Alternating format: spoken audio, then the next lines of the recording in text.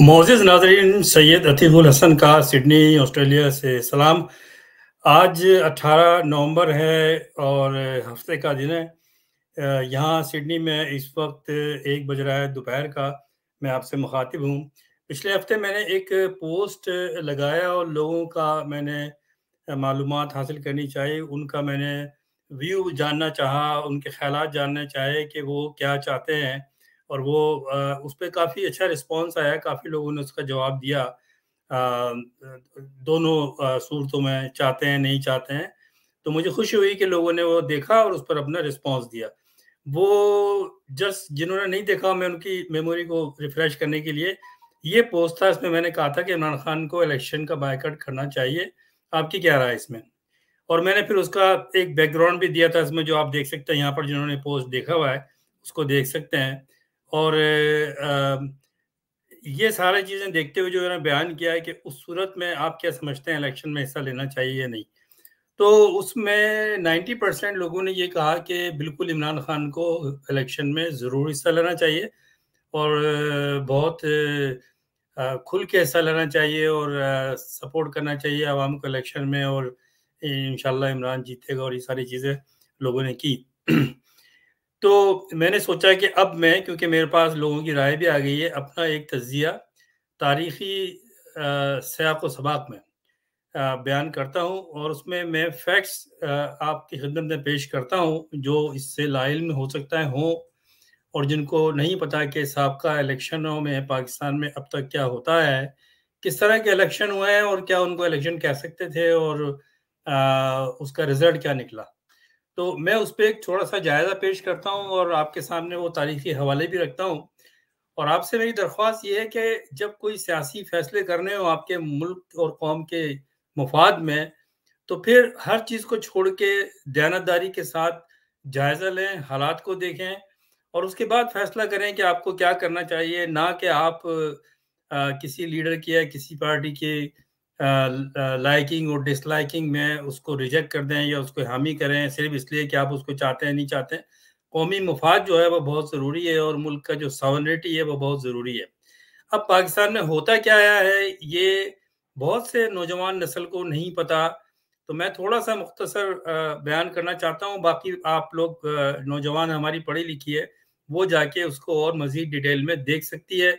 और ज़ाहिर है कि हमारे पास एक 70 साल का माज़ी मौजूद है और उस पर उसमें क्या हुआ, मैं मोटी-मोटी चीज़ें पेश करता हूँ। इलेक्शन हुए, उसके बाद क्या हुआ और फिर आगे क्या हुआ और आगे क्या होगा अगर इलेक्शन हुए, तो दोनों सूरतों में कि उसमें अगर हिस्सा लिया तो क्या होगा और हिस्सा नहीं लिया तो क्या होगा, ये मैं आपके सामने तज़िया पेश करता हूँ।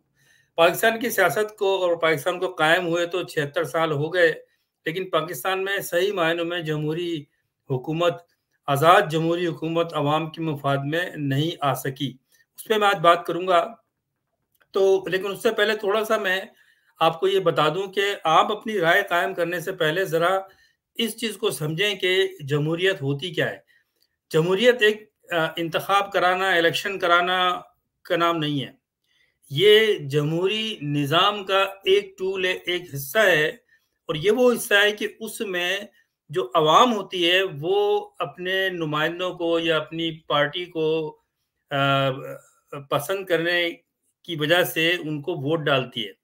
और फिर उसका जो रिज़ल्ट आता है, उसकी बेस पर वो नुमाइंदे जिनको अवाम मेजॉरिटी में पसंद करती है, वो पार्लियामेंट में जाके अपनी हुकूमत बनाते हैं और फिर वो अवाम से जो वादे किए होते हैं, उसको पूरे करते हैं। ये है जमहूरी निज़ाम, जिसे जो पाकिस्तान में इम्प्लीमेंट है, इंडिया में, कनाडा में और बरतानिया, ऑस्ट्रेलिया में, बरतानिया में है, और इसे कहते हैं वेस्टमिनिस्टर सिस्टम, क्योंकि ये अंग्रेज़ों ने बनाया था। वेस्टमिनिस्टर में इसको पूरा फॉर्मेट किया गया और वहीं से इसका नाम पड़ा। तो उसके बाद में पाकिस्तान बना, तो पाकिस्तान ने भी यही सिस्टम अडॉप्ट किया। और ये अब सवाल ये है कि जो वेस्टमिनिस्टर जमहूरी सिस्टम है, जो ऑस्ट्रेलिया में भी है, और जो लोग ऑस्ट्रेलिया में रहते हैं, उनको बड़ी अच्छी तरह पता है कि यहाँ पर इलेक्शन कैसे होते हैं, कितने आज़ाद होते हैं, किसका दबाव होता है। यहाँ पर क्योंकि मैं यहाँ 35 साल से हूँ, मैंने बहुत सारे इलेक्शनों में वोट डाले हैं। यहाँ पर किसी भी किस्म का कोई दबाव नहीं होता, कोई लीडर यहाँ दबाव आपको नहीं करता कि इसको वोट दें, उसको वोट दें। बल्कि एक दूसरे से पूछते भी नहीं है कि आपने किसको वोट दिया, और लोग जाते हैं खामोशी के साथ, वोट डाल के आ जाते हैं उस एजेंडे के ऊपर जो उसको देखते हैं कि क्या एजेंडा है। और वहाँ ना कोई सिक्योरिटी होती है, ना कोई गार्ड होता है, ना कोई पुलिस होती है, ना कोई रोकता है। आराम से जाके बैलेट पेपर लेते हैं आप। इलेक्शन लिस्ट होती है, उसमें जो स्टाफ है इलेक्शन कमीशन का, वो उसको चेक करता है आपके नाम को। और बाज़ दफ़ा तो मैंने देखा है अक्सर करके कि उसमें आपका आईडी भी चेक नहीं करते, क्योंकि वो आपकी ज़बान पे, आपकी उस पे एतबार करते हैं, आपसे एड्रेस पूछते हैं आपका, और आपका नाम देखकर वो आपको बैलेट पेपर दे देते हैं। उसमें आप वोट दे के आ जाते हैं। शाम को 6 बजे वोटिंग बंद हो जाती है और उसके बाद गिनती होती है, क्योंकि गिनती जो होती है वो बड़ी तेज़ी से होती है, और 10 बजे रिज़ल्ट आ जाता है। और जो हारता है वो जीतने वाले को मुबारकबाद दे देता है और फिर नई गवर्नमेंट बन जाती है। ये अक्सर इलेक्शन जो है वो सैटरडे को या संडे को होता है, तो उसमें कोई वर्किंग डेज जो है वो उसका खलल नहीं होता, और आराम से हुकूमत चेंज हो जाती है, कोई शोर-शराबा नहीं होता। मैंने तो 35 साल में ये नहीं सुना यहाँ पर ऑस्ट्रेलिया में कि इलेक्शन में धांधली हुई है। और हालाँकि वो इतने सिंपल और ओपन होते हैं कि उसमें अगर चाहे जो स्टाफ बैठा होता है वो कुछ भी कर सकता है। जब हम वोट पे निशान लगाते हैं कि अपनी पार्टी को या कैंडिडेट को, तो पेंसिल से वो हो रहा होता है सारा। उसके बाद में जाके हम डब्बे में डाल के आ जाते हैं, और यहाँ पर कोई भी हारने वाला और जीतने वाला ये बात नहीं करता कि धांधली हुई है और मैं इसलिए हार गया। क्या पाकिस्तान में ऐसा होता है?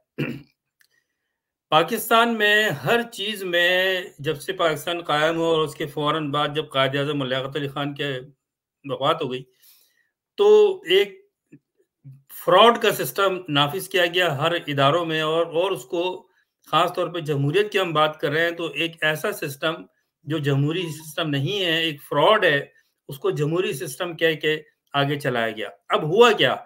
मैं आपको थोड़ा-सा बताता हूँ कि पाकिस्तान में कितने इलेक्शन हुए जल्दी से, और उसका रिज़ल्ट क्या निकला, और पाकिस्तान आज कहाँ पहुँचा है जब भी इलेक्शन हुए हैं। पहली चीज़, जैसे मैंने कहा, और अगर मैं इसको डिफ़ाइन करूँ आपके सामने, तो साफ़ और मुनसिफ़ाना जमहूरी निज़ाम सिर्फ़ उस रियासत में कायम हो सकता है, जहाँ आम आदमी को बुनियादी हकूक़ की आज़ादी हो। गौर करने की बात है ये, क्या आपको बुनियादी हकूक़ की आज़ादी है? कोई भी गवर्नेंस सिस्टम हो, चाहे वो वेस्टमिनिस्टर सिस्टम हो, बादशाहत का निज़ाम हो, सोशलिस्ट निज़ाम हो, कोई भी निज़ाम हो, वो अवाम को कबूल होता है अगर उसमें अवाम की आज़ादी, उनके हकूक़ और उनकी जो चॉइस है उसको, और दूसरी बात ये कि अवाम को उनकी आवाज़ की आज़ादी हो, उनकी पसंद के जो नुमाइंदे हैं उनको काम करने का मौका मिले। और अगर एक सोशलिस्ट या कम्युनिस्ट रिजीम भी है जो अपनी मर्ज़ी से फैसले करती है, एज़ लॉन्ग एज़ कि उससे अवाम के जो बुनियादी हकूक़ हैं वो उनको मिल रहे हैं, उनको मुफ़्त तालीम मिल रही है, उनको सेहत मिल रही है, उनको बिजली मिल रही है, उनको पानी मिल रहा है, तो लोग फिर परवाह नहीं करते कि कौन-सा निज़ाम कायम है, एज़ लॉन्ग एज़ कि वो उस निज़ाम से जो बुनियादी इंसानी के हकूक़ हैं वो उसको मिल रहे हैं, तो लोग बर्दाश्त भी कर लेते हैं। और आपके सामने बहुत से ममालिक ऐसे हैं कि वहाँ पर ये सिस्टम, जो वेस्टमिनिस्टर सिस्टम है, ये कायम नहीं है। मिसाल के तौर पर अमेरिका, जहाँ कहते हैं कि सबसे बड़ी जमहूरी रियासत है, वहाँ कभी ऐसा वाक़या नहीं आया कि मारपीट शुरू हो गई और धांधली हुई और ये हुआ, वो हुआ। और फिर कोर्टें आज़ाद हैं, अगर किसी को कोई प्रॉब्लम है वो कोर्ट में जाता है, और कोर्टें किसी की सुनती नहीं है, वो मुनसिफ़ाना फ़ैसले करती हैं। कैसा पाकिस्तान में हो रहा है? इसके अलावा अगर चाइना को ले लें तो वहाँ पर उनका अपना कम्युनिस्ट एक सिस्टम है, और एक पार्टी है वहाँ पर, सिर्फ़ वही हुकूमत करती है। लेकिन वहाँ पर अवाम के बुनियादी हकूक़ का ख़्याल रखा जाता है, अवाम को हकूक़ मिलते हैं। वहाँ पर देखें आप कि पिछले 40 साल में अनएम्प्लॉयमेंट रेट बिल्कुल नीचे आ गया। 1 अरब से ज़्यादा की आबादी है, और वहाँ पर कोई परेशानी नहीं है, लोगों को जॉब भी मिलती है, पानी भी है, और ट्रांसपोर्ट सिस्टम बड़ा अच्छा है, इंफ्रास्ट्रक्चर बड़ा अच्छा है, हॉस्पिटल बड़े अच्छे हैं। तो पब्लिक वो ये डिमांड नहीं करती कि जमहूरियत, जमहूरियत का मतलब तो ये है कि एक आम इंसान को उसके हकूक़ मिलने चाहिए। उसको ये लगना चाहिए कि वो आज़ाद है, वो जो बात करता है वो सुनी जाती है, और एज़ लॉन्ग एज़ हर शहरी को उसके बुनियादी हकूक़, जो बुनियादी इंसानी हकूक़ हैं वो मिल रहे हों, जिसमें पानी है, सेहत है, बिजली है, और आपका सेहत है, तालीम है, इसके अलावा नौकरी है, कारोबार में आज़ादी है, ये मिल रहा है, तो फिर लोगों को क्या प्रॉब्लम हो सकता है? तो ये तो एक आज़ाद निज़ाम की बात कर रहा हूँ मैं, जिसमें बहुत सारे सिस्टम है दुनिया में नाफिज़ हैं। आप देख लें, कुछ ही ममालिक है जहाँ पर ये वेस्टमिनिस्टर सिस्टम है, इसमें भी जमहूरी हुकूमत है और आपको ये पता है कि जमहूरी हुकूमत में क्या होता है, लेकिन क्या जो हकीकत में जो वेस्टमिनिस्टर सिस्टम है वो पाकिस्तान में नाफिज़ हुआ? मेरा तो ख़्याल है कि वो कभी भी नहीं हुआ। गो के मैं आपको दिखाने की कोशिश करता हूँ कि पाकिस्तान में आप देखें कि मैं आपको ये बताता हूँ, देखें अभी पाकिस्तान में ये देखें, स्क्रीन के ऊपर मैंने ये आपको दिखा रहा हूँ और ये देखिए, पाकिस्तान में 1954 में पहले तो पाकिस्तान में ये हुआ कि जो 1947 में जब पाकिस्तान बना, तो मुस्लिम लीग जो है उसकी हुकूमत आई और उसमें फिर जो कॉन्स्टिट्यूंसी इसी जो असेंबली बनाई गई, यानी कि कानून साज असेंबली बनाई गई, जिसका मकसद ये था कि पाकिस्तान में एक आइन को बनाया जाए और उस आइन को बनाने के बाद उसको इम्प्लीमेंट किया जाए और उसके तहत फिर इंतखाबात हों। तो वो इलेक्शन से नहीं बनी थी असेंबली, वो कानूनी जो माहिरीन थे और जो मुस्लिम लीग में पहले से जिन्होंने पाकिस्तान बनाया उसमें शामिल थे, वहाँ से लोग इलेक्ट किए गए और एक कॉन्स्टिट्यूशनल असेंबली बनाई गई, जिसका काम ये था कि वो पाकिस्तान में जो अगराज़ व मकासद हैं, उसको मुकम्मल किया जाए, उनको इम्प्लीमेंट किया जाए और पाकिस्तान में एक सियासी निज़ाम कायम किया जाए। ये आप देखें स्क्रीन पे आपको नज़र आ रहा है कि 1954 में इनडायरेक्ट वो इलेक्शन थे, मुस्लिम लीग के लोग थे उसमें, वो आगे थे। उसके बाद में 62 में इलेक्शन हुआ और 54 से या 47 से ले लें आप, तो पाकिस्तान में जो है वो कुछ अरसे वहाँ हुकूमत रही। कुछ अरसे हुकूमत पहले 4 साल हुकूमत रही 1954 तक। लियाकत अली खान शहीद हुए, उसके बाद में गवर्नर जनरल जो थे उस वक़्त के, उन्होंने वहाँ पर अपने हिसाब से हुकूमत चलाई। पार्लियामेंट चल रही थी, लेकिन वो पार्लियामेंट में रोज़ाना झगड़े होते थे, इसलिए कि मशरक़ी पाकिस्तान के जो नुमाइंदे थे उनकी तादाद ज़्यादा थी, उनकी डिमांड्स थी, उन डिमांड्स को पूरा नहीं हो रहा था और मशरक़ी पाकिस्तान के जो नुमाइंदे थे और मशरक़ी पाकिस्तान में हालात साज़गार नहीं थे। उसके बाद में फिर मैं शॉर्ट कर रहा हूँ क्योंकि आज का मौज़ू ये नहीं है, मैं आपको बता रहा हूँ क्योंकि इस पर मैं बहुत सारे व्लॉग ऑलरेडी कर चुका हूँ। उसके बाद में इस्कंदर मिर्ज़ा गवर्नर जनरल थे और मोहम्मद अली बोगरा जो बंगाली थे और इस्कंदर मिर्ज़ा भी बंगाली थे, उन्होंने मशरक़ी पाकिस्तान में हालात कंट्रोल करने के लिए इस्कंदर मिर्ज़ा ने उस वक़्त आर्मी के जो हेड थे, चीफ थे, वो अय्यूब खान थे, जनरल अय्यूब खान। उनको कहा इमरजेंसी नाफिज़ की मशरक़ी पाकिस्तान में ताकि हालात को कंट्रोल किया जाए और मशरक़ी पाकिस्तान की आवाम पे सख्ती की गई और तो जब सख्ती की गई तो हालात और ख़राब हुए, उन्होंने डिमांड और बना दी और मुजीबुर रहमान ने जो पहले मुस्लिम लीग में थे पाकिस्तान बनने तक, लेकिन जब उन्होंने देखा कि उनकी जो मशरक़ी पाकिस्तान की आवाम है, वो खुश नहीं है, उनको कोई मराहत नहीं दी जा रही, मगरबी पाकिस्तान के लोगों को ज़्यादा मराहत हैं, हालाँकि जो मेजॉरिटी है वो मशरक़ी पाकिस्तान के लोगों की है, नुमाइंदे उनके ज़्यादा हैं, तो उनको नहीं दिया, तो उन्होंने फिर मुस्लिम लीग छोड़ के वो अवामी लीग में आ गए और अवामी लीग की बाद में उन्होंने बागडोर संभाली और अवामी लीग के प्लेटफॉर्म से ही मशरक़ी पाकिस्तान के लोगों के मुतालबात भी पेश किए, उस पर एक कैंपेन की, उस पे मैं बाद में आता हूँ। तो जब अय्यूब खान ने वहाँ एक्शन इमरजेंसी का वहाँ पर उन्होंने लगाई, तो बंगाली जो एजिटेशन था उस वक़्त मशरक़ी पाकिस्तान की आवाम का, वो कंट्रोल में नहीं हुआ और एनीवे इवेंचुअली ये हुआ कि अय्यूब खान ने इस्कंदर मिर्ज़ा की हुकूमत को किक आउट करके खुद मार्शल लॉ लगा दी 1958 में। 1958 में पहली मार्शल लॉ लगाई गई क्योंकि फ़ौज का जो कंट्रोल था वो शुरू से पाकिस्तान बनने से ही उनका कंट्रोल था। उन्होंने पाकिस्तान की आर्मी तश्कील दी थी यूके ने और उन्होंने बाद में फिर जब आईएसआई बनाई उसमें भी उनका हाथ था। उन्हीं के जो चीफ थे वो आते थे, पहले 3 साल उन्हीं के कमांडर इन चीफ रहे पाकिस्तान में। तो पाकिस्तान में शुरू से आर्मी का होल्ड रहा है और फिर मुकम्मल तौर पे 1958 में अय्यूब खान ने बागडोर संभाल ली, मार्शल लॉ लगा दी। लोग खुश नहीं हुए, कुछ लोग निकले सड़कों पे और कराची में कुछ लोग निकले और लेकिन ज़्यादा कोई लोगों ने हंगामा नहीं किया और अय्यूब खान ने ये लोगों से वादा किया है कि वो इलेक्शन कराएंगे और सबको इंसाफ मिलेगा और पिछली हुकूमत वो इस काबिल नहीं थी, ये वो फला ढिमका, जो हर जर्नल ने आके कहानी सुनाई है वही अयूब खान ने सुनाई, और उनकी कॉपी फिर ज़िया-उल-हक ने भी की, परवेज़ मुशर्रफ ने भी की, याह्या खान ने भी की। तो ये एक अलग कहानी है इसकी, मैंने इस पे बात कर चुका हूँ। उसके बाद में अयूब खान ने क्या किया, जिसकी कॉपी फिर ज़िया-उल-हक ने भी की, फिर मुशर्रफ ने भी की। अयूब खान ने पाकिस्तान के 19 इससे पहले मैं बताऊं 1956 में एक कॉन्स्टिट्यूशन पाकिस्तान का बनाया गया था, उसको कंप्लीट कर लिया गया था, उसको इम्प्लीमेंट भी के प्रोसेस में था वो, लेकिन क्योंकि मशरकी पाकिस्तान के जो नुमाइंदे थे वो उससे एग्री नहीं कर रहे थे और हंगामे हो रहे थे, तो वो मुकम्मल तौर पे दोनों सूबों में, दोनों हिस्सों में, सूबे नहीं थे बल्कि हिस्से थे मगरबी और मशरकी पाकिस्तान, नहीं हो सका, और उसके बाद में इमरजेंसी लग गई, और उसके बाद में मार्शल लॉ लग गई। तो वो 56 का जो आइन है, जो अच्छा आइन था, उसको इम्प्लीमेंट नहीं किया, नहीं हो सका।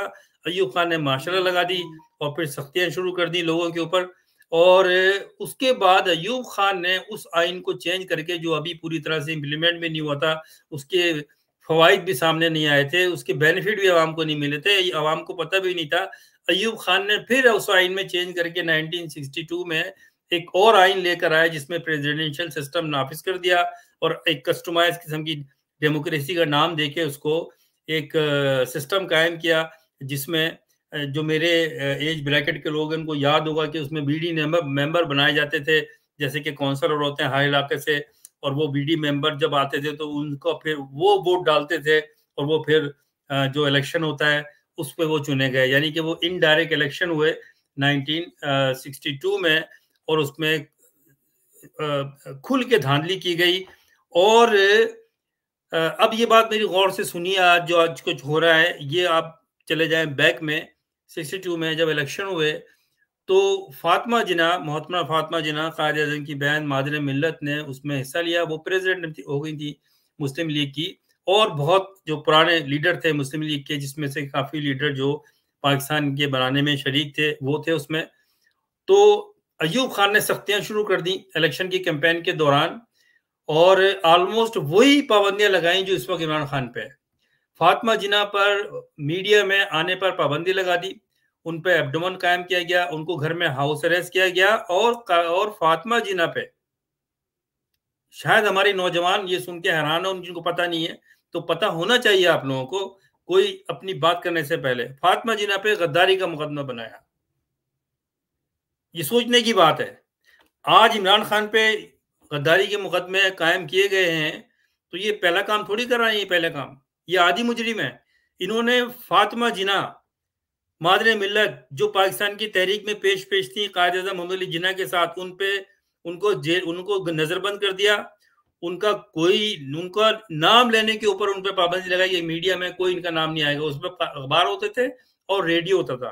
रेडियो पर हर जो अयूब खान को और बाकी उनके साथी थे, उनको आज़ादी थी वो रेडियो पे आके कैंपेन करें इलेक्शन की, लेकिन फातिमा जिन्ना पे पाबंदी थी, और फातिमा जिन्ना पे अखबारों में भी। और फिर अयूब खान ने, क्योंकि मुस्लिम लीग से अपनी लीग बना ली थी, जिसे कहते हैं कन्वेंशन लीग, कन्वेंशन मुस्लिम लीग बनाई, ये वहां से सिलसिला चलाए, मुस्लिम लीग तोड़ के दूसरी मुस्लिम लीग, उसको तोड़ के दूसरी मुस्लिम लीग अपने पसंद की, ये वहां से सिलसिला चल रहा है, यह आज का खेल नहीं है। तो कन्वेंशन मुस्लिम लीग में उन्होंने मुस्लिम लीग से कुछ लोग तोड़े, और जिन्होंने फिर खुल के धांधली की। अयूब खान ने फातिमा जिन्ना पे बहुत जुल्म ढाए, उनको बंद कर दिया गया, और कोई उनसे मिलने नहीं जा सकता था। इलेक्शन में उनको आइसोलेट किया गया। फिर भी उन्होंने कराची में और ढाका में या चट्टागांव में, मशरक़ी पाकिस्तान में इलेक्शन उन्होंने जीता। बाकी उन्होंने मुस्लिम लीग को, यानी कि पाकिस्तान बनाने वाले मुस्लिम को, कन्वेंशन मुस्लिम के जरिए हराया गया। अयूब खान ने सदारत की शेरवानी पहनी, सदारत के ओहदे पे बैठ गए और मुल्क चलाना शुरू कर दिया। और फातिमा जिन्ना उसके बाद से बहुत डिसऑर्डर्ड हुई, बीमार रहती थी, और उसके बाद में उनकी मौत हुई। और उनकी मौत के ऊपर भी ये चमगोइयाँ हुई, बात हुई, और ये बात बहुत फैल गई कि उनको तबई मौत नहीं हुई है, उनको गला घोट के मारा गया है। जिस औरत ने उनको नहलाया था, उन्होंने बताया, उन्होंने उनकी गर्दन पे निशान देखे थे, जिस पर एक ये वावेला हुआ, इस पे बहुत ज्यादा बात हुई कि उसकी इंक्वायरी की जाए कि इनकी मौत किस तरह हुई है। उस पर कोई इंक्वायरी नहीं की गई, और बात थोड़े दिन बाद लोग भूल गए और फातिमा जिन्ना का इंतकाल हो गया।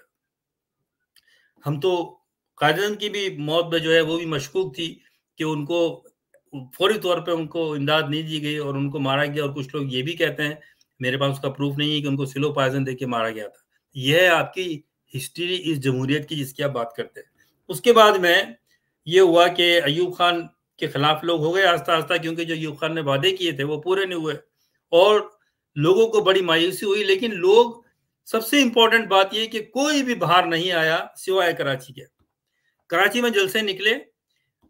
उसके बरक्स लाहौर में अयूब खान के हक में कन्वेंशन मुस्लिम लीग के बैनर तले कैंपेन की गई, अयूब खान जिंदाबाद के नारे लगाए गए और मोहतरमा फातिमा जिन्ना, जिनका इंतखाबी निशान लालटेन था, तो एक कुर्सी के ऊपर एक कुतिया को बिठा के उनके गले में लालटेन का निशान डाला गया। ये मैं बातें बहुत दफा कर चुका हूं और मैं बार इसलिए करता हूं कि नौजवान नस्ल, अगर नस्ल सुने, आप जो ये बात करते हैं ना, एकदम उठाकर सोचा करें हुआ क्या है और हो क्या रहा है आज। तो ये सारी चीजें तो इमरान खान के साथ भी हो रही है ना, लेकिन इससे पहले ये हो चुका है जो इनसे बड़े लीडर थे, जिन्होंने पाकिस्तान खुद बनाया था, शामिल थे, उनके साथ हुआ। और गुलाम दस्तगीर, जिसका बेटा आज भी पार्लियामेंट में रहा, अभी भी है मुस्लिम लीग में, और जिसको सलूट मारते हैं पंजाब के लोग, उसका बाप ने ये किया फातिमा जिन्ना के साथ। तो ये बातें कैसे भूल सकते हैं आप? अच्छा, जब 62 के इलेक्शन हुए तो मैं तो उस वक्त याद नहीं है मुझे, मैं बहुत छोटा था, प्राइमरी स्कूल में होऊंगा। लेकिन उसके बाद में फिर अयूब खान की हुकूमत ज्यादा ठहर नहीं सकी, उनके खिलाफ मुजाहरे शुरू हो गए। अयूब खान के जब हुकूमत आई थी तो उसने जुल्फ़िकार अली भुट्टो को, पहले जो उसने एक टेम्परेरी एडहॉक अपनी हुकूमत बनाई थी 1957 में, 1 साल कायम रही। उसके बाद में उसने फिर जमहूरी हुकूमत का दावा करके अपनी पार्टी बना के कन्वेंशन मुस्लिम लीग, और अब वो सदर बन गए वो। तो उन्होंने फिर जुल्फ़िकार अली भुट्टो को अपनी कैबिनेट में लिया और उसके बाद में वो कन्वेंशन मुस्लिम लीग भुट्टो ने ज्वाइन की। भुट्टो के बाप ने, किसी ने कोई पाकिस्तान के बनाने में मदद नहीं की, बल्कि इन्होंने अंग्रेजों का साथ दिया, जिसपे भुट्टो के बाप शाहनवाज को सर का खिताब भी मिला। इस पे भी मैं बात कर चुका हूँ बहुत दफा। तो उसके बाद में जुल्फ़िकार अली भुट्टो ने इलेक्शन के दौरान, ये भी बात बड़ी गौर तलब है कि इलेक्शन के दौरान कन्वेंशन मुस्लिम लीग और मुस्लिम लीग इलेक्शन के दौरान भरपूर तरीके से कैंपेन की जुल्फ़िकार अली भुट्टो ने मुस्लिम लीग के खिलाफ, यानी कि फातिमा जिन्ना के खिलाफ। ये बातें सोचे मेरे नौजवानों, और मेरे वो लोग जो मेरी एज के हैं, जिनको थोड़ा बहुत या मुझसे ज्यादा एज के हैं, उनको तो याद होगा ना, कहाँ है आपके ज़मीर? और ये हाल जो पहुंचा है, इस तक यहाँ तक पहुंचा है, इसमें सब शरीक हैं आप लोग, क्योंकि आप खामोश, जुल्म सहना भी गुनाह है। तो उसके बाद में क्या हुआ कि जब अयूब खान की हुकूमत नहीं चली और भुट्टो बहुत क्लेवर आदमी था, स्मार्ट आदमी था, उसने देखा कि अब मुश्किल है हुकूमत चलना, तो उसने खामोशी के साथ अपनी अलग पार्टी बना ली, पाकिस्तान पीपल्स पार्टी। और कन्वेंशन मुस्लिम लीग से फिर कुछ लोग तोड़ के, जो बहुत एक्सपीरियंस सियासतदान थे उसमें, बड़े हैवी वेट थे, उनको उसने मुस्लिम लीग में, पीपल्स पार्टी में शामिल कर लिया। और फिर पीपल्स पार्टी के रोटी कपड़ा और मकान के नाम से पंजाब और सिंध में भरपूर जलसे किए और खुली आज़ादी। और दूसरी तरफ अयूब खान जो थे, जनरल अयूब खान जो सदर थे, उनके खिलाफ मूवमेंट चल रही थी बैकडोर से। उसको अयूब, जुल्फ़िकार अली भुट्टो भी खुश था कि अच्छा इसको ये दफा हो, ये जाए यहाँ से, तो फिर मेरा काम हो जाए। उसके बाद एक कॉन्स्पिरेसी हुई, याया खान, अयूब खान जो है वो इस्तीफा देके, चार्ज जो है उस वक्त के जो सेकंड इन कमांड थे याया खान, जनरल याया खान, उनको इस्तीफा देके चले गए। और याया खान ने फिर वो मार्शल कंटिन्यू करी, दोबारा मार्शल लग गई, याया खान ने दोबारा मार्शल लगा दी। मुल्क में हंगामे हुए, मशरक़ी पाकिस्तान में ज्यादा हंगामे हो रहे थे, आउट ऑफ कंट्रोल था, वहाँ की पॉपुलेशन बड़ी थी। तो जुल्फ़िकार अली भुट्टो ने ये यकीन दिलाया याया खान को कि आप ऐसा करें, फेयर इलेक्शन करा दें, हम तो वैसे ही जीत जाएंगे। मेरी पार्टी के आपने जलसे देखें, लाखों की तादाद में हो रहे हैं पंजाब में उसमें, और हमारा जो सियासी बयानिया है वो काम कर रहा है, और मैं मुल्क को संभालूंगा। तो इस बात के ऊपर फौज में ये बात थी कि अगर मुजीबुर रहमान की भी मजबूत एक हैसियत है अवामी लीग की मशरक़ी पाकिस्तान में, भुट्टो ने कहा डोंट वरी, वो नहीं जीत सकता, वो इतनी सीटें भी नहीं लेगा, आप खुल के फेयर इलेक्शन कराए, हम जीते हुए हैं, हम यहाँ तो सीटें लेंगे, हम मशरक़ी पाकिस्तान में लेंगे। बहरहाल फौज को, या उसने याह्या खान को राम कर लिया और याह्या खान ने एक इलेक्शन 1970 में रखे।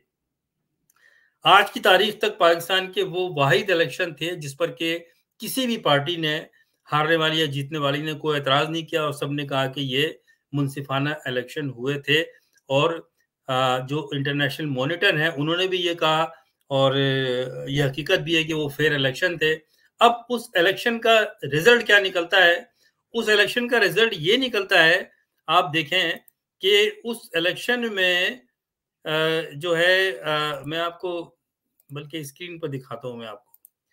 उस इलेक्शन में ये हुआ, एक सेकंड आप ये देखिए आप। उस इलेक्शन का रिजल्ट ये आया, अगर आप ये देख रहे हैं स्क्रीन के ऊपर देखेंगे आप अभी ये। उसमें इलेक्शन का रिजल्ट ये आया कि मुजीबुर रहमान की अवामी पार्टी को 162 में से 160 सीटें मिली और भुट्टो को 78 और प्लस वुमेन की सीटें मिला के 81। तो ये ज़हन में रखिएगा कि एक तरफ 300 का पार्लियामान था और 310 का शायद अवाम वो जो मखसूस नशिस्तें थी ख़वातीन की मिला के वो। लेकिन बहरहाल 161 नशिस्तों पर मुस्लिम लीग अवामी लीग मशरक़ी पाकिस्तान से जीती। 162 में से एक सीट शायद जमात इस्लामी को गई, तो उसने क्लीन स्वीप किया। ये होता है क्लीन स्वीप। और यहाँ पर मगरबी पाकिस्तान में इलेक्शन से जीत के 78 सीटें मिली जुल्फ़िकार अली भुट्टो की पीपल्स पार्टी को, जिसने पहली दफ़ा इलेक्शन में हिस्सा लिया रोटी कपड़ा और मकान के नाम पर। अवामी लीग ने भी पहली दफ़ा इलेक्शन लिया था। तो एक तरफ 78 इलेक्शन से जीत के आई कैंडिडेट मगरबी पाकिस्तान के, मशरक़ी पाकिस्तान से अयूब खान को कोई, जुल्फ़िकार अली भुट्टो को कोई नशिस्त नहीं मिली और मशरक़ी पाकिस्तान में एक सीट के अलावा सारी सीटें अवामी लीग जीत गई। अब ये घबरा गए कि अब क्या होगा? अगर पार्लियामेंट का इजलास बुलाते हैं तो ज़ाहिर है कि क्लीन स्वीप कर दिया है। 161 और 78 और अगर ख़वातीन की मिला लें तो उनकी नशिस्तें बनती हैं 182 और 81। तो कोई मुकाबला नहीं है। मुजीबुर रहमान तो पार्लियामेंट में जाते ही पहले दिन वज़ीर-ए-आज़म बन जाएगा। तो उसको वज़ीर-ए-आज़म ना बनाने के लिए मशरक़ी पाकिस्तान की जीती हुई मेजॉरिटी पाकिस्तान की पार्टी को हुकूमत ना देने के लिए असेंबली का इजलास ही नहीं बुलाया जा रहा था। आज नौजवान आप ये कहते हैं ना कि इमरान खान के जो रिजीम है उसको, उसमें अमेरिका का हाथ है और वो रिजीम इमरान खान को हटा दिया गया और केस बना के जेल में डाल दिया गया। इससे भयानक चीज़ तो उस वक़्त हुई जबकि पार्लियामेंट ही नहीं बुलाई गई। और फिर मुजीबुर रहमान ये कहता रहा कि पार्लियामेंट बुलाओ, इलेक्शन हो गए, फेयर इलेक्शन हो गए, दुनिया ने दबाव दिया। लेकिन इस आर्मी ने, क्योंकि ये कॉन्स्पिरेसी में बर्तानिया और अमेरिका शामिल थे, उनको सारी इंटेलिजेंस के थ्रू रिपोर्ट मिल रही थी, उसमें इंडिया भी शामिल था कि होगा क्या अभी देखें, ये पाकिस्तान किस तरह टूटेगा ये। तो जब उनको जीती हुई पार्टी को इख्तियार नहीं दिया गया तो मुजीबुर रहमान ने आहिस्ता-आहिस्ता फिर अपने मुतालबात सख्त कर दिए। पूरे मशरक़ी पाकिस्तान में भरपूर तरीके से फ़ौज के खिलाफ, यानी कि क्योंकि याह्या खान ने इलेक्शन कराया था, उसके खिलाफ जलसे जुलूस हुए, फिर एक हंगामा हुआ और एक पूरा एक तारीख है मशरक़ी पाकिस्तान किस तरह बना। और इस फ़ौज ने पाकिस्तान इसलिए तोड़वाया क्योंकि इन्होंने इख्तियार अगर दे देते मुजीबुर रहमान को तो क्या हो जाता? वो पाकिस्तानी था ना, उसने पाकिस्तान की जद्दोजहद में हिस्सा लिया था, उसने इलेक्शन जीता था, लेकिन उसको नहीं दिया गया।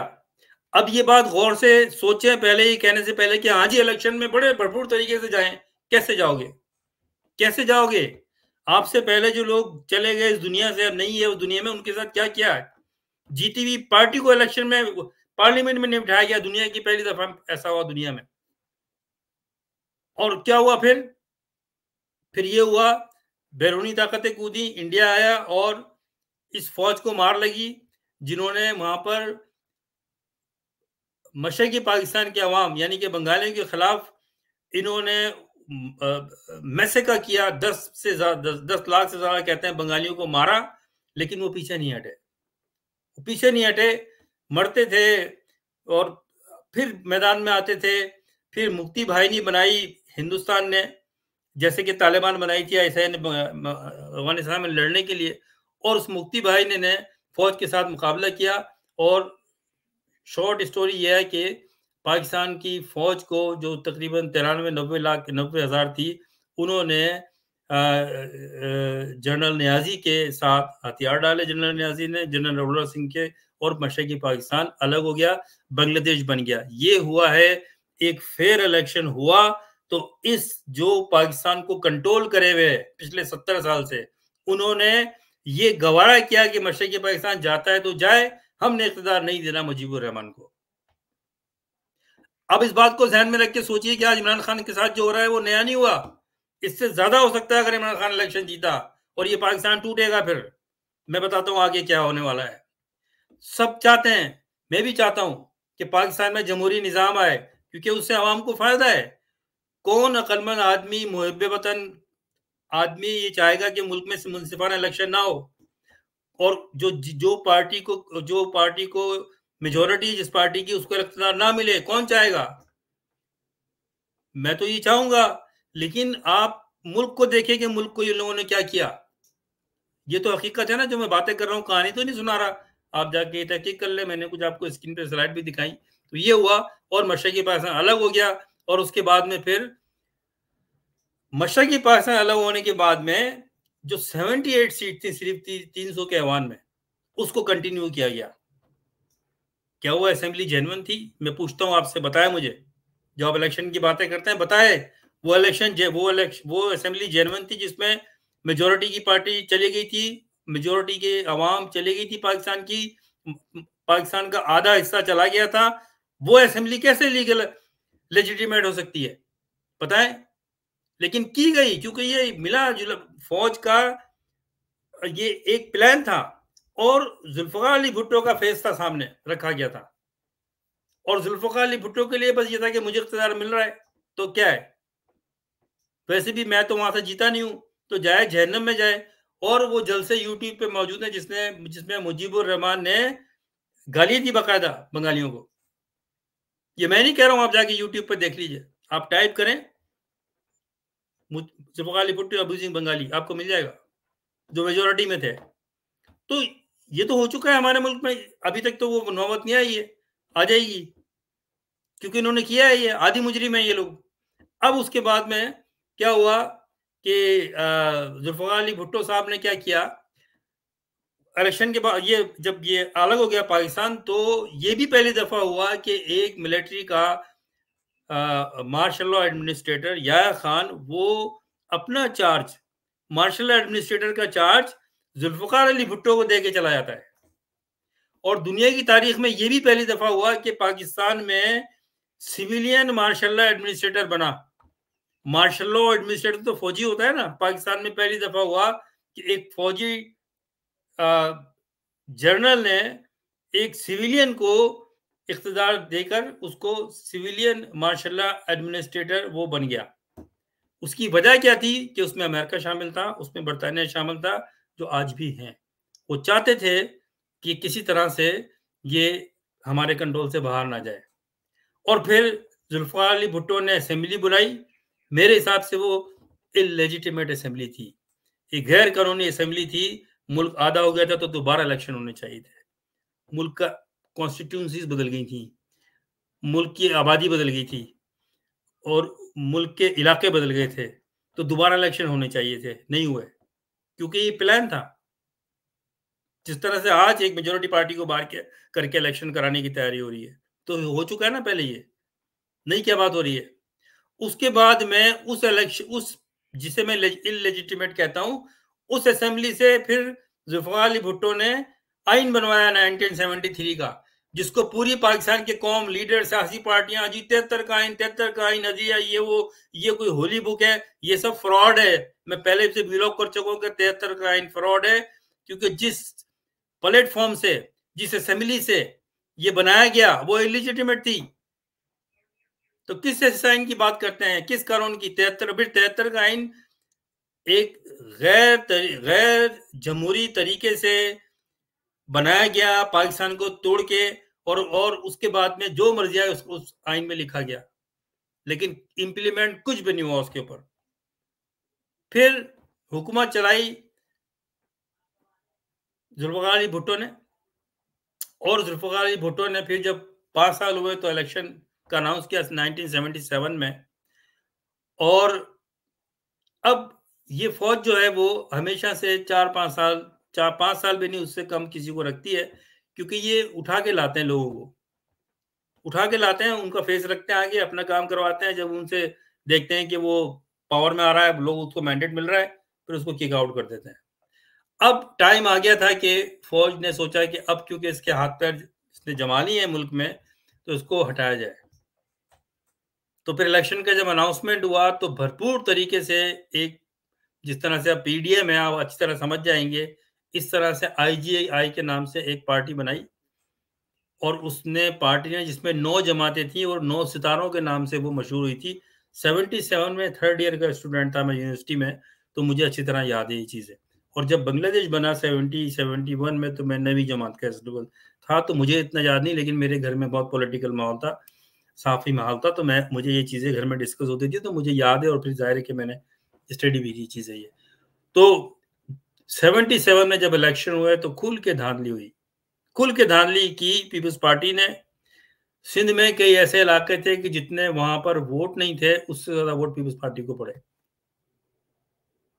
तो एक भरपूर तरीके से जुल्फ़िकार अली भुट्टो के खिलाफ एक कैंपेन चली पूरे पाकिस्तान में, जिसमें हैदराबाद, कराची में, क्योंकि ज्यादा सीटें ली थी भी, ये कौमी इत्तेहाद ने, कौमी इत्तेहाद को 9 सितारे कहते हैं, जिसमें पेश पेश जमात इस्लामी, जमीयत उलमा पाकिस्तान, नूरानी साहब की, और गफूर अहमद साहब थे उस जमात इस्लामी की, उनके सरबराही में ये चीजें हो रही थी। उन्होंने सीटें ली, और फिर जब धांधली हुई तो फिर लोग बाहर आ गए सड़कों पे, 9 जमातें, और उस कौमी इत्तेहाद को भरपूर तरीके से फौज ने सपोर्ट किया। पूरी कैंपेन फौज चलवा रही थी। नवाज शरीफ को पैसे दिए गए, और आईजीआई को पैसे दिए गए, मजहबी जमातों को पैसे दिया गया, जिसका केस नूर खान ने कोर्ट में चलाया, जिसका फैसला नहीं किया गया, आपको पता है। भरपूर तरीके से, जिसके सबूत नूर खान ने दिए कि ये पैसा दिया था नवाज नवाज शरीफ को कैंपेन चलाने के लिए, और फिर बाद में भी मिला है पैसा, और जब बेनज़ीर के ज़माने में भी, तो ये पैसे भी देते हैं, सब कुछ करते हैं। जब सिविलियन को किसी को लाते हैं, तो वो तो किराए के टट्टू होते हैं सारे। तो उसके बाद में फिर ये हुआ कि हंगामे बहुत बढ़ गए, और एक मुकाम पे आकर ऐसा हुआ कि भुट्टो ने रियलाइज़ किया कि ये अब जो मेरे खिलाफ मुज़ाहरे हैं, पूरे मुल्क में हड़तालें होती थी, और तारीखी हड़तालें हुई, जिसमें एक मुकाम पे आके जनाब पानी के, यानी कि शिप और एयरफोर्स और जहाज़, एयरलाइन और रेलवे, और ये सब बंद हो गया था पाकिस्तान में। इस ज़ोर के वो हंगामे हुए थे, उससे इतने ज़्यादा बुरे मगरबी पाकिस्तान में हंगामे नहीं हुए। तो फिर भुट्टो ने बिल आखिर कहा कि ठीक है, आप आएँ, टेबल करके टॉक करते हैं बैठकर, मैं दोबारा इलेक्शन कराने पे तैयार हूँ। ये बात हो ही रही थी अभी कि खामोशी की, जब देखा गया कि भुट्टो मान गया है और दोबारा इलेक्शन के लिए जा रहा है, तो फौरी तौर पे जो उस वक़्त के चीफ थे आर्मी के, ज़िया-उल-हक साहब, उन्होंने मार्शल लगा दी और भुट्टो को उठा के बंद कर दिया। कि वो नहीं चाह रहे थे कि इलेक्शन में अब दोबारा कोई दूसरी, एक तरफ तो आईजीआई को पैसे दे रहे थे कि आप इलेक्शन के खिलाफ, भुट्टो के खिलाफ मुहिम चलाएं, दूसरी तरफ जब उनका कंप्रोमाइज होने लगा, तो इन्होंने आकर तख्ता-उल-टाटा भुट्टो का किक आउट किया, जमहूरी हुकूमत को गिराया, और फिर ज़िया-उल-हक साहब बैठ गए, और उन्होंने टेलीविज़न पे आके कहा, बिस्मिल्लाहिर्रहमानिर्रहीम, मैं आ गया हूँ, और मैं 90 दिन में इलेक्शन करा दूँगा। एक इस्लामी लिबादा पहन के लोगों ने यकीन कर लिया, और 90 के बजाय उन्होंने 10 साल हुकूमत की, मुल्क का खाना खराब कर दिया। ये है, ये वो चीज़ें जो हो चुकी हैं, ये नया नहीं हो रहा जो आजकल हो रहा है ये। और उसके बाद में फिर बारी-बारी, कभी बेनज़ीर से डील की आर्मी ने, कभी नवाज शरीफ से डील की, लेकिन उनकी भी 2-2 3-3 साल हुकूमतें चला के किसी को भी परमानेंटली नहीं रहने दिया। तो ये जो पाकिस्तान में डेमोक्रेसी नहीं चली है, इसका इसकी वजह कि जो कंट्रोल करते हैं रियासत को, सारे इदारों को, वो नहीं चाहते कि यहाँ पर मुस्तकिल तौर पे कोई भी सियासी लीडर पावर में आए, और इसकी ताज़ा एग्ज़ाम्पल अब इमरान खान की है। मैं पीटीआई में नहीं हूँ, जब मैं ये बात करता हूँ तो लोग समझते हैं मैं पीटीआई की हिमायत कर रहा हूँ, लेकिन मैं हक और सच की हिमायत करता हूँ। एक सहाफ़ी हूँ, जो मुझे नज़र आ रहा है, जो मैंने देखा है, जो मैंने चीज़ें आपको बताई, इसमें से बहुत सारी चीज़ें मैंने देखी हैं। तो अब सिलसिला ये है कि क्यों इमरान खान को नई पावर में आने देते, वो ताकतें जो पाकिस्तान को चलाती हैं। कौन सी ताकतें वो पाकिस्तान को चलाती हैं? पाकिस्तान की आर्मी नहीं है। पाकिस्तान की आर्मी भी उन ताकतों के नीचे है। पाकिस्तान की आर्मी को भी वो ताकतें चलाती हैं, वो है बरतानिया, अमेरिका। और अब हिंदुस्तान भी आ गया उसी उसी उसी ग्रुप में, जो पाकिस्तान को डिक्टेट करता है। और इन्होंने, नवाज शरीफ ने और ये आजकल के जो लोग हैं, इनसे कहा गया है कि आप खामोश हो जाएं, हिंदुस्तान के बारे में बात नहीं करें, और उसके मातहत बन के आपको रहना पड़ेगा। जिस पर नवाज शरीफ ने कहा कि जी बिल्कुल, हमारा तो कोई प्रॉब्लम ही नहीं है इंडिया के साथ। नवाज शरीफ ने तो अपने जो उसका घर है, असासा है, उसका नाम भी अपने उस गांव पे रखा जहां से वो आया है। तो इंडिया प्रो इंडियन है नवाज शरीफ, इसमें किसी को शक होना नहीं चाहिए। सारी उसकी कार्रवाइयां देख लें, उसकी इन्वेस्टमेंट है जो भी है।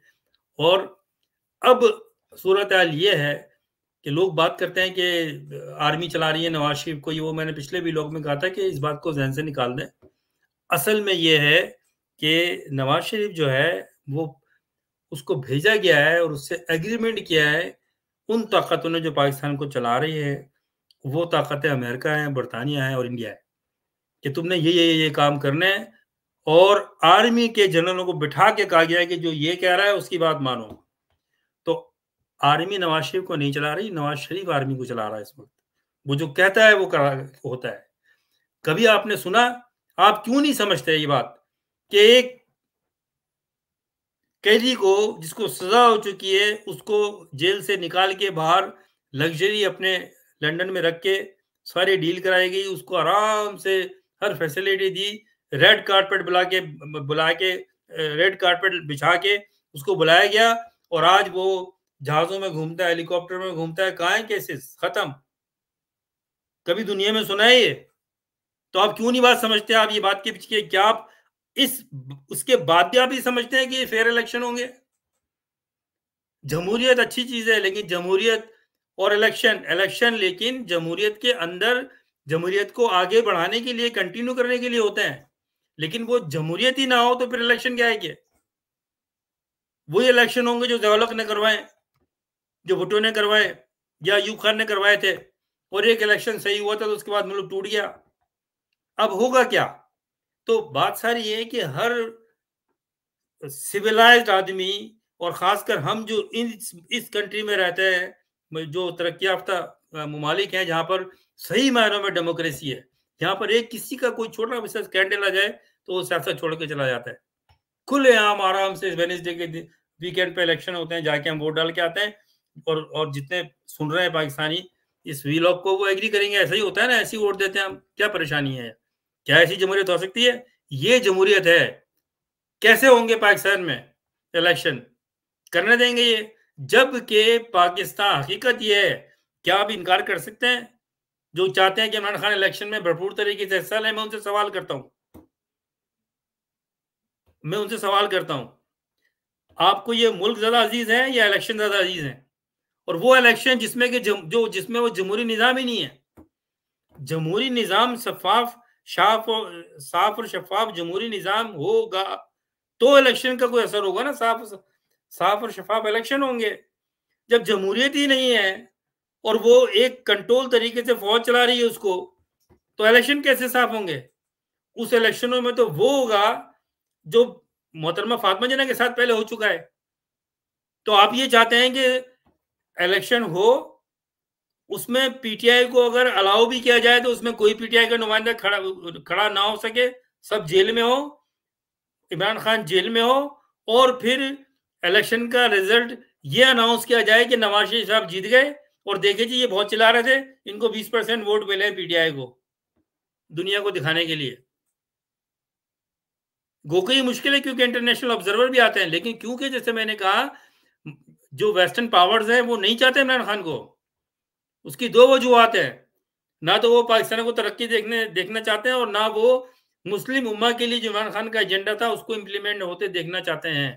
आज सोचे इमरान खान अगर होता प्राइम मिनिस्टर, तो ये जो फलस्तीन में हो रहा है उस पर इमरान खान बाहर नहीं आता, बात नहीं करता। ये एक जो निगरान वज़ीर आज़म है, जाहिल बुज़दिल आदमी जिसको किराए का टट्टू लेकर आए, वो क्या बयान दे रहा है? और क्या आपके चीफ का बयान है? वो फ़लस्तीन में जो बच्चे बेदर्दी से मारे जा रहे हैं, रोना आता है। और आप फिर भी ये कह रहे हैं कि आपको यकीन है कि ये फेयर इलेक्शन करा देंगे, तो आप ख्वाबों की दुनिया में रहते हैं मेरे भाई, आप ख्वाबों की दुनिया में रहते हैं। और फिर अवाम का क्या हाल है, चलिए उस पर आ जाएं। इमरान खान पे 150 केस बन गए, सबको पता है आप लोगों को, चाहे वो पीटीआई में हो ना हो, कि वो गलत केसेस है। क्या इमरान खान गद्दार है? इमरान खान किसी की इमरान खान ने जब पार्टी बनाई तो उसमें, जहां तक मुझे मालूम है, मैंने देखा, मैंने पार्टी बनते हुए देखा। और इमरान खान जब सियासत में नहीं था, मैं उस वक्त भी इमरान खान से मिला हूँ, मैंने इंटरव्यूज भी किए, मैं मिला हूँ। उसके शौकत खानम के हॉस्पिटल के लिए डोनेशन में भी मैंने हिस्सा लिया है जब मैं अमेरिका में था। तो क्या, तो इमरान खान फौज ने नहीं बनाई थी ये पार्टी? मुस्लिम लीग नून और पीपल्स पार्टी जो बेनजीर की थी, उसकी तरह से, ये मुस्लिम लीग काफ, ये मुस्लिम लीग नून, ये फलाना ढिमका, ये एजाजुल्लाह की पार्टी, ये सब आर्मी ने बनाई है। तो जब इलेक्शन, और फिर उसको प्रेशर किया गया, ठीक है, एक स्टेज पे आके नवाज शरीफ की बात तो छोड़ दे, एक स्टेज के ऊपर आकर इमरान खान ने ये सोचा है कि ठीक है, अगर फौज के साथ मिलकर चला जाए तो मुल्क की बात है, तो ठीक है, कोई मसला नहीं है। लेकिन मुल्क को, जब इमरान खान ने तब्दीली का नारा लगाया, 2017 की बात है, मैंने एक आर्टिकल लिखा और पोस्ट भी लगाया। मैं, अगर कोई मुझे मैसेज करेगा तो मैं भेज भी दूंगा।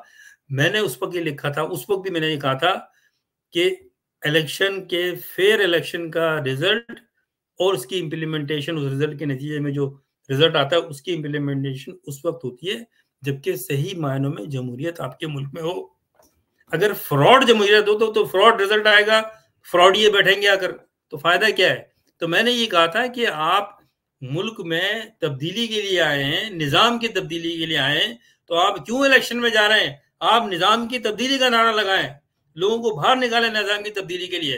पहले तो उस गंद को साफ करें आप, छोड़ो इलेक्शन। इलेक्शन से क्या होगा? ऐसे इलेक्शन से आप मोहताज हो जाएंगे।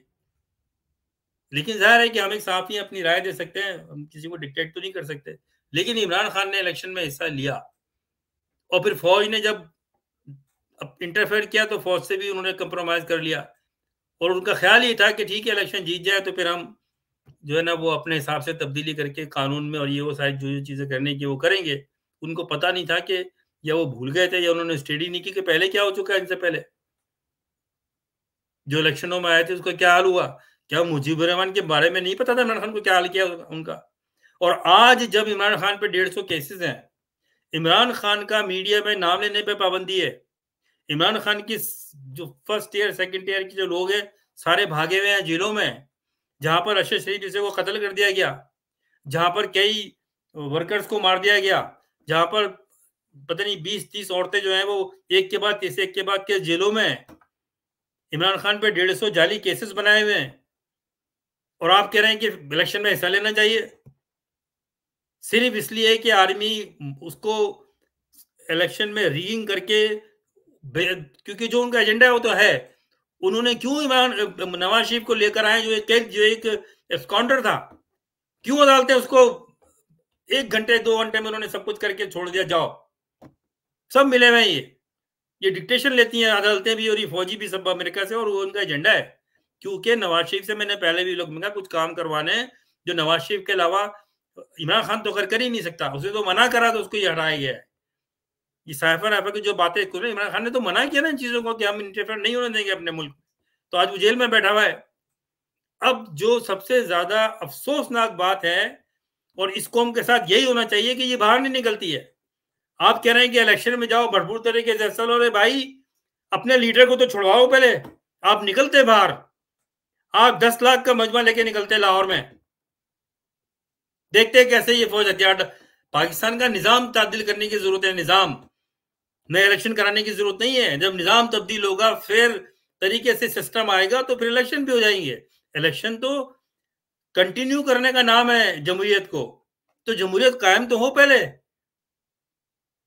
कौन एक सिविलाइज्ड आदमी ये कह सकता है कि इलेक्शन होना गलत बात है, नहीं होने चाहिए, बिल्कुल होने चाहिए, लेकिन उसके लिए एक फेयर ग्राउंड होना चाहिए, फेयर प्ले होना चाहिए, एक शफाफ जमहूरी निज़ाम हो।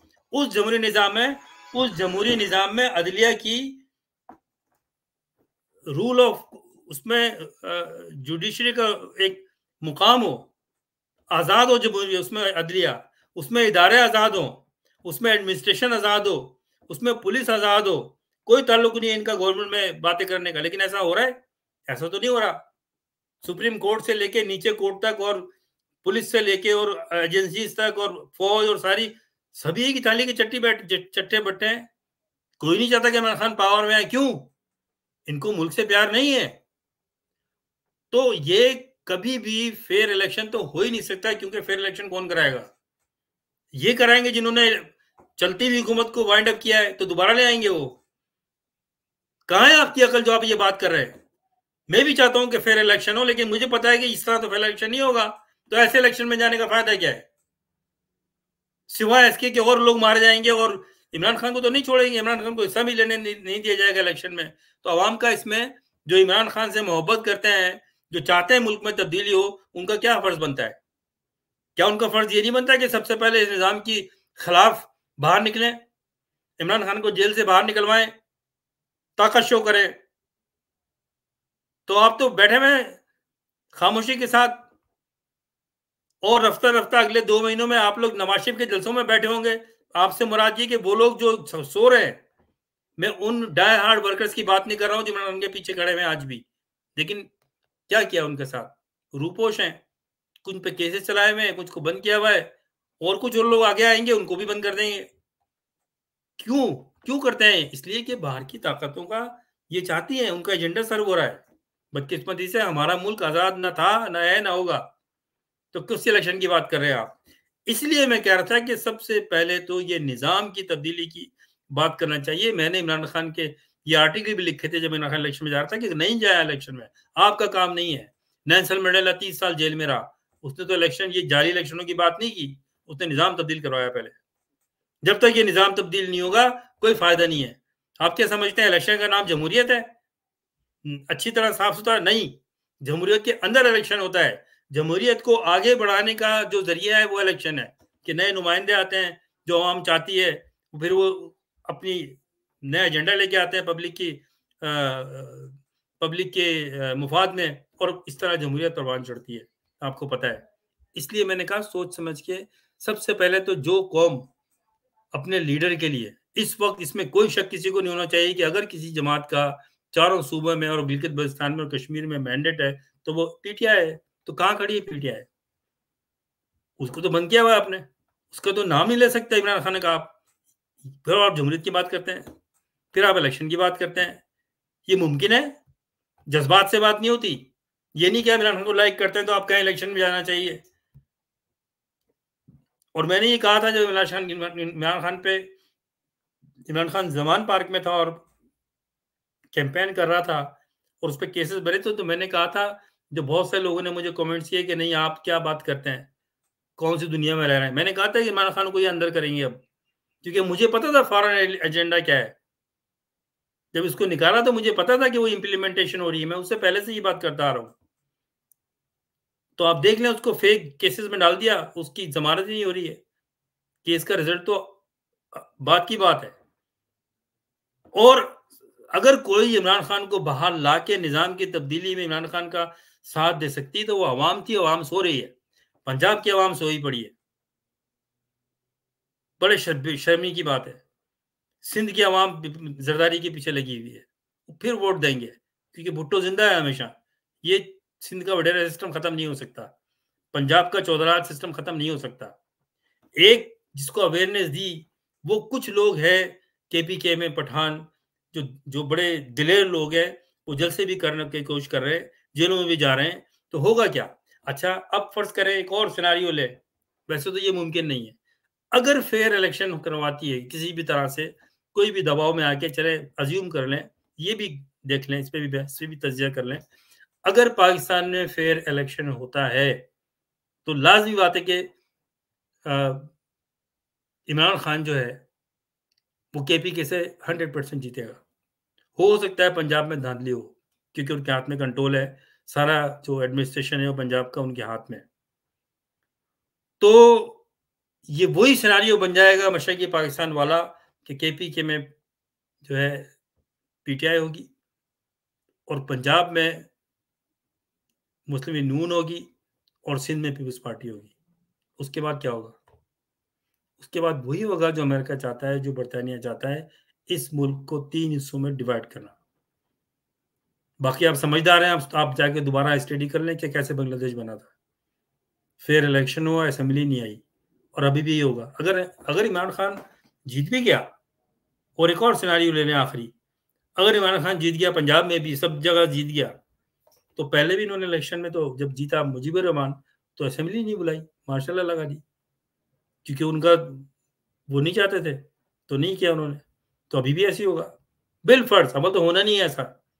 लेकिन अगर आपकी बात मान लें जिन्होंने कहा है कि इलेक्शन में भरपूर हिस्सा लेना चाहिए, भरपूर हिस्सा लेते हैं, और ये अज्यूम कर लें, जो मैं कहता हूं कि कभी भी नहीं होगा, लिख लें मेरी बात, लेकिन अज्यूम कर लें कि फेयर इलेक्शन हो जाते हैं और इमरान खान चारों सूबों से जीत जाता है, तो आप क्या समझ रहे हैं कि वो गवर्नमेंट दे देंगे इमरान खान को? अगर आप समझ रहे हैं दे देंगे, तो आप मेरे भाई बहुत भोले हैं।